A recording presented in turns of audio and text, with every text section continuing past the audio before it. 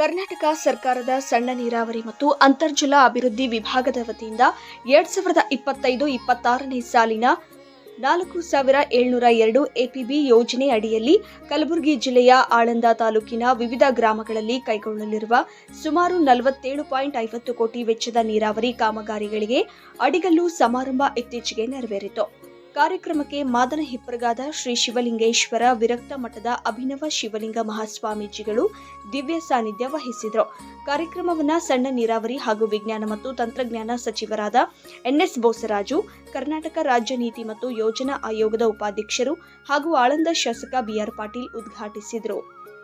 ಈ ನೀರಾವರಿ ಯೋಜನೆಗಳು ಆಳಂದ ತಾಲೂಕಿನ ಹಲವು ಗ್ರಾಮಗಳಿಗೆ ಕೃಷಿ ಮತ್ತು ಅಂತರ್ಜಲ ಅಭಿವೃದ್ಧಿಗೆ ಸಹಕಾರಿಯಾಗಲಿದ್ದು, ರೈತರ ಬದುಕಿನಲ್ಲಿ ಮಹತ್ವದ ಬದಲಾವಣೆ ತರಲಿವೆ ಎಂದು ಕಾರ್ಯಕ್ರಮದಲ್ಲಿ ಅಭಿಪ್ರಾಯ ವ್ಯಕ್ತಪಡಿಸಿದರು.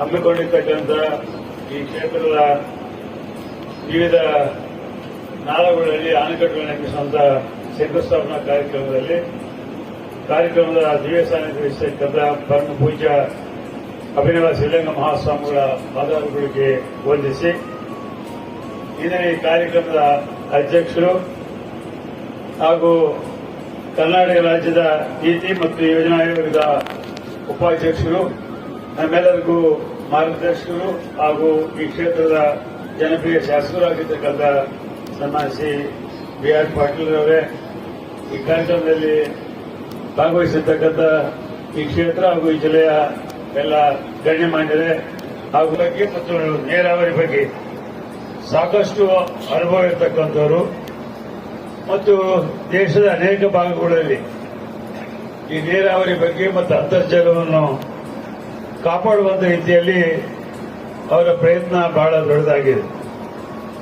ನಮಗೂ ಸಹಿತ ಮಾರ್ಗದರ್ಶಕರಾಗಿ ನಾನು ಇಲಾಖೆ ಸಚಿವರಾದ 2 ವರ್ಷ ಆದ ನಂತರ ಈ ಸಂದರ್ಭದಲ್ಲಿ ಅನೇಕ ಬಾರಿ ನಾವು ಚರ್ಚೆ ಮಾಡೋದ್ರ ಮುಖಾಂತರ ರಾಜ್ಯದಲ್ಲಿ ವಿವಿಧ ಭಾಗಗಳಲ್ಲಿ ಅಂತರ್ಜಲವನ್ನು ಕಾಪಾಡಲಿಕ್ಕೆ ಯಾವ ರೀತಿಯಾಗಿ ಪ್ರಯತ್ನ ಮಾಡಬೇಕೆಂಬ ಉದ್ದೇಶಕ್ಕಾಗಿ ಸಾಕಷ್ಟು ಸಲಹೆಗಳು ನೀಡಿದ ಜೊತೆಯಲ್ಲಿ ಪಕ್ಕದ ಮಹಾರಾಷ್ಟ್ರ ಸಹಿತ ನಾವು ನಮ್ಮ ಅಧಿಕಾರಿಗಳನ್ನು ಕರೆದುಕೊಂಡು ಹೋಗಿ ಅಲ್ಲಿ ಮಾಡಿರುವಂತಹ ಯೋಜನೆಗಳನ್ನು ನಾವು ನೋಡಿ ಬಂದು ಇವತ್ತು ಅವರ ಪ್ರಯತ್ನದಿಂದ ಇವತ್ತು ನಾವು ಕಲ್ಯಾಣ ಕರ್ನಾಟಕ ಪ್ರದೇಶದಲ್ಲಿ ಸಿರ್ಪುರ್ ಮಾಡೆಲ್ ಅಂತೇಳಿ ಇವತ್ತು ಈ ಯೋಜನೆಗಳನ್ನು ನಾವು ಪ್ರಾರಂಭ ಮಾಡ್ತಾ ಇದ್ದೀವಿ. ಆ ದಿಶೆಯಲ್ಲಿ ಅತಿ ಹೆಚ್ಚಾಗಿ ಇವತ್ತು ನಮ್ಮ ಆಳಂದ ಕ್ಷೇತ್ರದಲ್ಲಿ ಸುಮಾರು 50 ಕೋಟಿ ರೂಪಾಯಿ ವೆಚ್ಚ ಮಾಡೋದ್ರ ಮುಖಾಂತರ ವಿವಿಧ ನಾಲೆಗಳಿಗೆ ಆಣೆಕಟ್ಟುಗಳು ಮತ್ತು ಬ್ರಿಡ್ಜ್ ಕಮ್ ಬ್ಯಾರೇಜಸ್ ಮಾಡುವಂತ. ನೀರು ಇಲ್ಲದೇನೆ ಯಾರೂ ಬದುಕಲಿಕ್ಕೆ ಸಾಧ್ಯ ಇಲ್ಲ. ನಿಮ್ಮ ಶರೀರದಲ್ಲಿ 60% ನೀರೇ ಇದೆ. ಅನ್ನ ತಿಂದಿದ್ರು ಬದುಕಬಹುದು, ಆದ್ರೆ ನೀರು ಮಾತ್ರ ಬೇಕೇ ಬೇಕು. ಆದ್ರೆ ನಮ್ಮ ತಾಲೂಕಿನಲ್ಲಿ ತಮಗೆ ಗೊತ್ತಿದೆ, ಸಂಕ್ಷಿಪ್ತವಾಗಿ ಹೇಳ್ತೀನಿ. ನಾವು ಚಿಕ್ಕವರಿದ್ದಾಗ ಮಾನ್ಯ ಮಂತ್ರಿಗಳಿಗೆ ಗಮನ ತರ್ತೀನಿ, ನಮ್ಮಲ್ಲಿ ಬರೀ ಬಾವಿ ನೀರಾವರಿ ಸುಮಾರು 10,000 ಬಾವಿಗಳಿತ್ತು. ಅವಾಗೆಲ್ಲ ಮಟ್ಟಿ ಹೊಡಿತಿದ್ರು.